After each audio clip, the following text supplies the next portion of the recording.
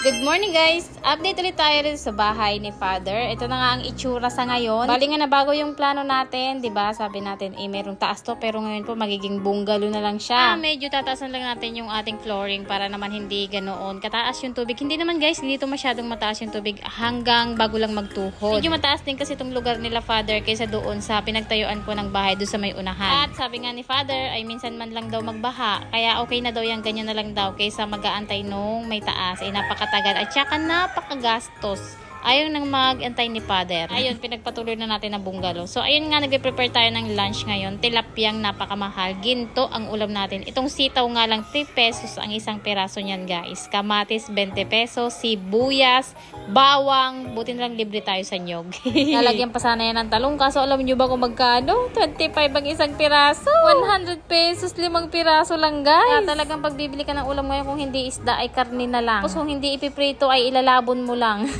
Mahal-mahal talaga dahil nga ay bumagyo. Kaya ayan ang gulay natin. Talaga namang napaka-OA ng kanyang mga presyuhan. Tilapia nga natin, 200 ang kilo dito sa amin guys sa Bicol. Pwede na rin pagtiyagaan dahil marami-rami naman yan kapag hinati-hati natin. Tsaka may sabaw naman, okay na yan. At ito na nga po, ang nagastos na natin dito ay 30,000 sa materyales dahil libre naman tayo sa labor natin. Nakikinikinita na nga yung mga style at saka yung bintana natin dyan. Sobrang dami guys. Bali, 7 yan lahat. Ganda nga pag maraming bintana kasi kapag sementado yung bahay mo siguradong mainit sa loob kapag hindi ka dyan naglagay ng maraming bintana. Ito nga lang sa bahay namin ako napakadami ng bintana napakainit pa rin lalo na kapag doon sa may harapan na natututukan ng araw paghapon. Dagdag nga tayo dito ng 150 pa na hollow blocks na peraso. Tapos yung nauna naman na order natin ay 200 pieces. So bali 350 pieces na po itong hollow blocks. Pero magdadagdag pa tayo dyan guys ng 50. Bali 400 lahat yung magagamit na hollow blocks. Tapos nagdagdag din tayo ng semento guys, 10 bag. At ang poste nga pala nito ay gagawin na ring buhos guys. Lahat na yan, kaya ayan nilalagyan na ng bakal ni Papa Aldin dyan. Amin na naman ngang naipunan ni Yog itong si Father, kaya ayan magkokopras sila ngayon, pandagdag din to. Kain at merienda rin natin. Medyo okay pa naman yung presyohan ngayon ng kopras guys. Sa di nakakalam, ito po ay ginagawang lana or yung mantika natin. Yung mga nabibili nyo na coconut oil, ayan po, yan po yun. Sobrang dami ang pinagdadaanan yan pagkatapos mong kunin sa puno ay kailangan mo po siyang lutuin. Hindi ko nga lang na-video guys, pero ayan sa ilalim ng lupa magbubungkal sila tapos nandun yung gatong and then sa ibabaw naman ipaglalalagay yung mga nyog, papausukan hanggang maluto. So, ganyan yung ginagawa, tinitigkal, tama ba? Hindi ko alam ang Tagalog, basta ganyan. Tapos ay ibebenta na. Ayun, kwarta na yan, mga 5,000 yan guys. Ang pera na, 'di ba? Basta matsimpuhan mo lang na mataas yung presyo ng kopra ay talagang paldo. Tayo mag-lunch na rin guys, togi ang ating ulam at saka itong mga iba pang gulay na galing sa kapitbahay natin, may laing, yung ubod ng nyog, lambu ata ang tawag doon. Tara po, kain!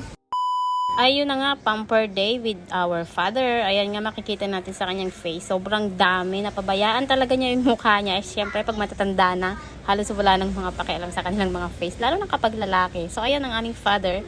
And ngayon, meron nga tayong product na na-try kay Papa Alden. Tapos sa akin kay Kuya Kel. So ngayon, susubukan naman natin dito kay Father. Ang sarap ng tirisin nito eh. Grabe, sobrang lalaki talaga. Oh, satisfying pag natanggal to guys. Kaya kung nakakakain, naraot ng katawa. Ay, lalogo niyan. Ako nga, sige lang, magayon ng lalagong ko. Bali nga daw ang lalagong ko. Iyo, magayon. Iba man ang babae sa kalalaki. Halat lang. Ay, na masyado, hindi lang yan. Nakuliw lang nilalagyan ko. Medyo ano lang yan, maano ang paro. Gagatol-gatol. Iyo, alagyan ka yan. Medyo mainit-init kapag mat. Iyo, magatul-gatol. Ganyan pala niyan. Okay na yan. Normal yan. Ano pa, darakulaon pa oh. Ay, masira mo niyo. Pinag-sound ako. Oh. Pag sound ko, may mga tindera. Tigapot ako, pira na po yung edad mo. Niya ako 73. Yung pa niyan, bako ka man yung 70 kurang. Ano po niya ako. Yan to na, gusto na mahiling din doon sa kuyang ko yan. ID. Yes. Dahil po nga, ang hiro mo, mabalasikon. Yes naman. Nagrani sa mata. Dahil Ano mo nagrani sa mata? Hala, ganang ka? Dai. Dahil man, maluha ka ng mata ko. Buklat ka ta. Ay, iyo ni kaya. Ano na bagang mata mo daw? Paano naggaro ka naman nagparigos? Garo ko man. Iyo. Ibababad nyo yan guys ng mga 10 to 15 minutes. Kailangan tuyong-tuyo na bago nyo hilahin yung papel para talagang tanggal na tanggal. At saka mag-apply kayo ng generous amount. Pwedeng 2 beses yung patungan, ganyan. Tapos saka nyo lagyan ng papel. Kailangan po bagong ligo kayo or kaya naman naghilamos kayo ng maligamgam para nakabukas yung mga pores natin. Mas mahuhugot or mas makukuha nito yung mga whiteheads, blackheads natin sa mukha. Pwede nyo namang putol-putulin yung papel kapag maliit na space lang yung lalagyan nyo guys. The moment of truth! Magsisimula kayo sa taas guys, pababa sa paghihila nitong papel. Hindi naman po yan masakit at wala ring hapde. So, hihilahin nyo lang siya pababang ganito.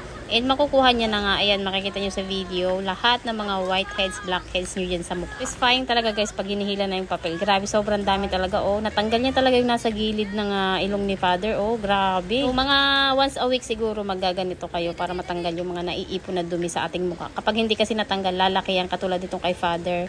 Sobrang laki na nung magkakaroon ng butas-butas yung mukha nyo. Masyado kasing open yung mga pores. So, pag open yung mga pores, lalo sa Pilipinas, mainit ang klima. So, malalagyan talaga siya ng dumi pag nag-open yung pores. Tapos, ayun, nagkaka-whiteheads, blackheads tayo. Baka gusto nyo rin subukan to guys, itong ating pinanglagay sa mukha na pangtanggal. Ilalagay ko sa comment section yung link.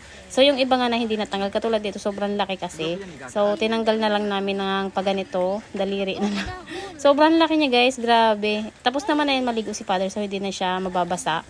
So, ayan, kinamay na lang namin. Grabe, nagkin-dermatologist talaga. Satisfying talaga yung pagkukuha natin dito. Sobrang dami. Tapos yung mga likod ng tenga niya guys, ganyan din. Sobrang daming ganitong mga itim-itim. Bayaan na talaga ni Father yung mukha niya, no?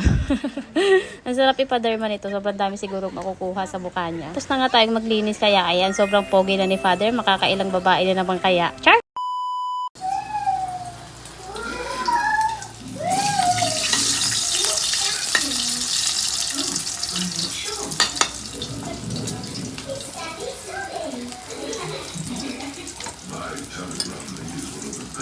Ano yung report mo?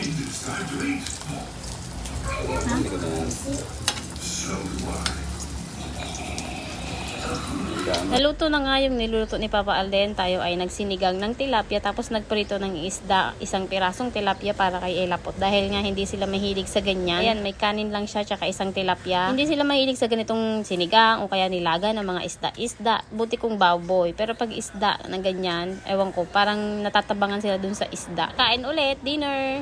Wala pa si Kuya Kel. Mamaya pa siya dadating.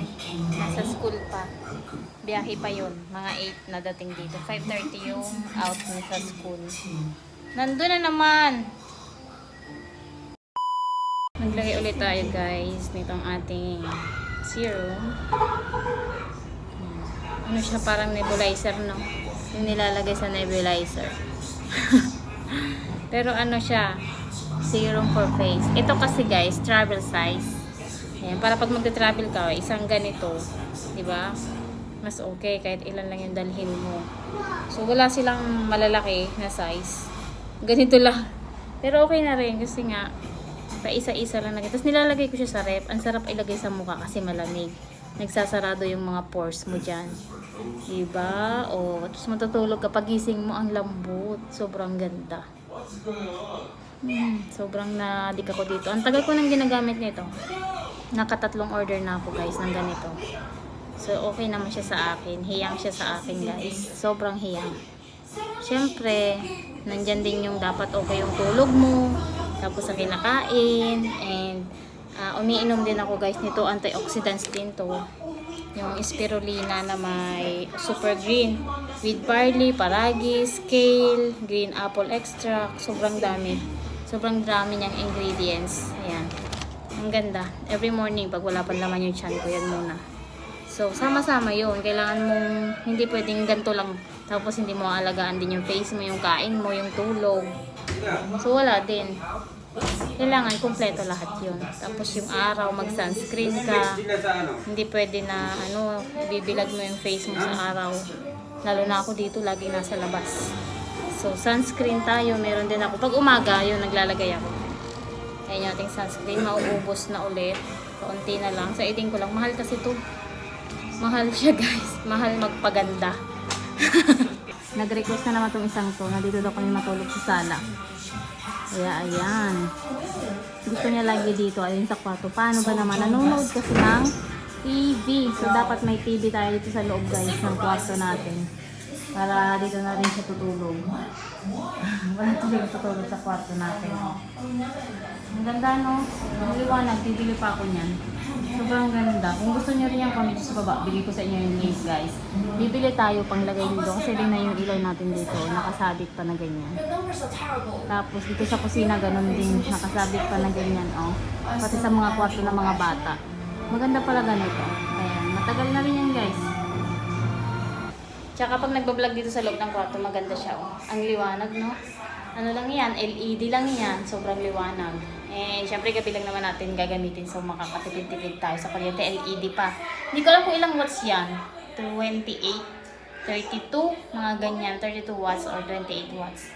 Maganda siya, diba? Ang liwanag dito. So, 4 na ilaw pa yung ordering ko para sa kwarto ni Ate Jillian. Ni Kuya Kel, tapos dito sa kusina natin. So, yun na yung vlog natin. Thank you for watching. Bye! Bye-bye na, bebe! Bye-bye!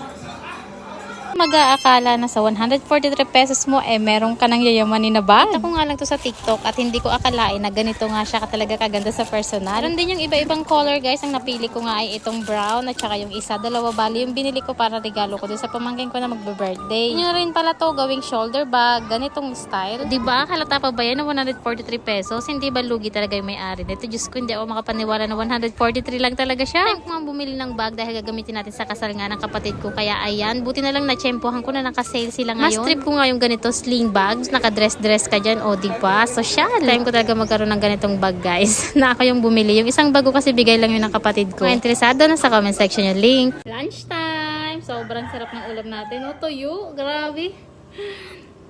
Nag-craving talaga sa tuyo. Ha? Pumasok na? Taas mo na lang to. Sabi tayo lechon. Mukha lang kayong magkapatid ng anak mo sis. Comment do sa isang vlog ko na kasama si Kuya Kiel. Yes guys, kasi nga po baby face tayo. Uy, salamat naman. Mukha lang daw akong 20s. Oh, talaga naman. Kaka-flutter naman yan. Naku guys, 35 na ako. And ang anak ko naman ay 16 years old. Maaga lang po talaga nagpabuntis. Pero wag ka, may advantage yan. No? Tignan mo naman. Bata ko pa, tapos yung anak ko college na. Dumating nga yung order niya ngayong umaga. Sa Shopee na naman yan guys. Paldong-paldo na naman tong anak kong to. 2 pirasong short na sobrang type na type niya talaga. Ayan nga. Pati yung isang pamangkin ko ay pina-order niya rin ng ganyan. Ganyan daw kasi yung mga hinahanap nilang klase. Nakakailan ka na, paldo ka na. Baka bukas may parcel ka na naman. Hindi ko alam kung anak ko lang yung ganito, pero laging mga sira agad yung mga tsinelas, mga 1 buwan lang, 2 buwan, wala na ulit, kaya ayan na, order na ulit sila. Ayan nga yung panganay kong anak, ayan, sobrang laki ng paa niyan. 49 guys, yung sukat nito, ayan, walang makakahirap dahil sobrang laki talaga, tapos crocs pa talaga ha. Magugulat ka na lang talaga, may tatawag na sa'yo ng Shopee, o ayan, bayaran mo na. Fairness, maganda naman siya, tsaka malambot. Pero hindi yan original na crocs ha, mahal yun. Sa 300 plus yan, tsinelas na in-order niya, and okay na rin guys, ayan, kasyang-kasya. Sabi ko nga sa kanya, wag na lang lumabas. Dito lang sa panloob yan. Para magtagal-tagal naman mga 1 taon. Chinelas ko nga simula nung umuwi ako ayan na yung suot ko. Hanggang ngayon, nandyan pa rin, hindi pa pinapalitan. Dahil na okay pa. Pero sa kanila, ewan ko ba, ang bilis masira. Kung hindi nasisira ay nawawala. Yun ang pinakamalaking problema talaga.